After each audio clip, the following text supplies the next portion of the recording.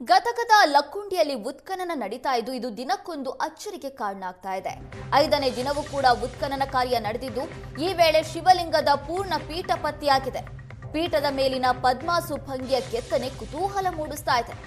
ಕೈ ಮುಗಿದ ಮುದ್ರೆಯೊಂದಿಗೆ ಪದ್ಮಾಸನದಲ್ಲಿರುವ ಮೂರ್ತಿ ಶಿವಲಿಂಗದ ಪೀಠವ ವಿಷ್ಣು ಪೀಠವ ಅನ್ನುವ ಚರ್ಚೆ ಶುರುವಾಗಿದೆ. ಈಗ ಉತ್ಖನನದಲ್ಲಿ ಪತ್ತೆಯಾಗಿದೆ ಪ್ರಾಚೀನ ಅವಶೇಷಗಳು. 5 ದಿನಗಳಿಂದ ಉತ್ಖನನ ಕಾರ್ಯ ನಡೀತಾ ಇತ್ತು. ಸಾಕಷ್ಟು ಅಚ್ಚರಿಗೆ ಕಾರಣ ಆಗ್ತಾ ಇದೆ. ನಾಗಮಣಿ ಇರುವಂತ ಶಿವಲಿಂಗ ಪತ್ತೆಯಾಗಿತ್ತು. ಇದೀಗ ಪದ್ಮಾಸನದಲ್ಲಿ ಕೂತಿರುವ ಭಂಗಿಯ ಮತ್ತೊಂದು ಪ್ರಾಚೀನ ವಸ್ತು ಪತ್ತೆಯಾಗಿದೆ. ಕೈ ಮುಗಿದ ಮುದ್ರೆಯೊಂದಿಗೆ ಪದ್ಮಾಸನದಲ್ಲಿರುವ ಮೂರ್ತಿ ಸಿಕ್ಕಿದ್ದು ಇದು ಶಿವಲಿಂಗದ ಪೀಠವ ಅಥವಾ ವಿಷ್ಣು ಪೀಠವ ಅನ್ನುವ ಚರ್ಚೆ ಈಗ ಶುರುವಾಗಿರೋದು. ಲಕ್ಕುಂಡಿಯ ಉತ್ಖನನದಲ್ಲಿ ಬಗೆದಷ್ಟು ಹೊಸ ವಿಷಯಗಳು ಕಂಡು ಬರ್ತಾ ಇದೆ. 2ನೇ ದಿನ ಪೀಠ ಪತ್ತೆಯಾಗಿತ್ತು, ಶಿವಲಿಂಗದ ಪೀಠ, ಅದರ ಪೂರ್ಣ ಪೀಠ. ಉಳಿದಂತಹ ಭಾಗ ಕೂಡ ಇವತ್ತು ಪತ್ತೆಯಾಗಿದೆ.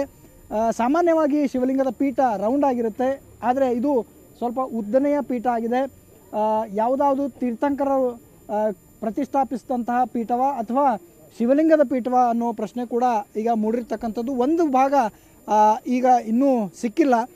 ಇದರ ಮತ್ತೊಂದು ಅಚ್ಚರಿಯ ಸಂಗತಿ ಅಂದರೆ ಒಂದು ಮೂರ್ತಿ ಕೂಡ ಇಲ್ಲಿ ಈ ಪೀಠಕ್ಕೆ ಇರ್ತಕ್ಕಂಥದ್ದು.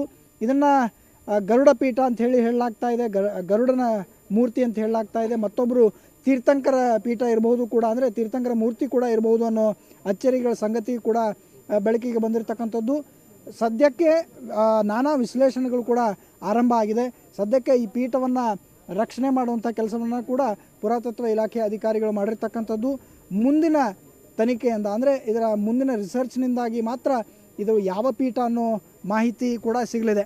ಸದ್ಯಕ್ಕೆ 5ನೇ ದಿನದ ಉತ್ಖನನ ಪ್ರಕ್ರಿಯೆ ಸಂಪೂರ್ಣವಾಗಿ ಮುಗಿದಿರ್ತಕ್ಕಂಥದ್ದು. ನಾಳೆ ಬೆಳಗ್ಗಿನಿಂದ ಮತ್ತೆ ಉತ್ಖನನ ಪ್ರಕ್ರಿಯೆ ಶುರುವಾಗುತ್ತೆ.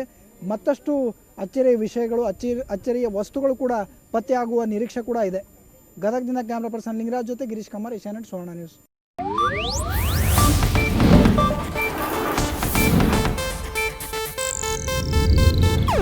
ಇದು ಏಷ್ಯಾನೆಟ್ ನ್ಯೂಸ್ ನೆಟ್ವರ್ಕ್ ಪ್ರಸ್ತುತಿ.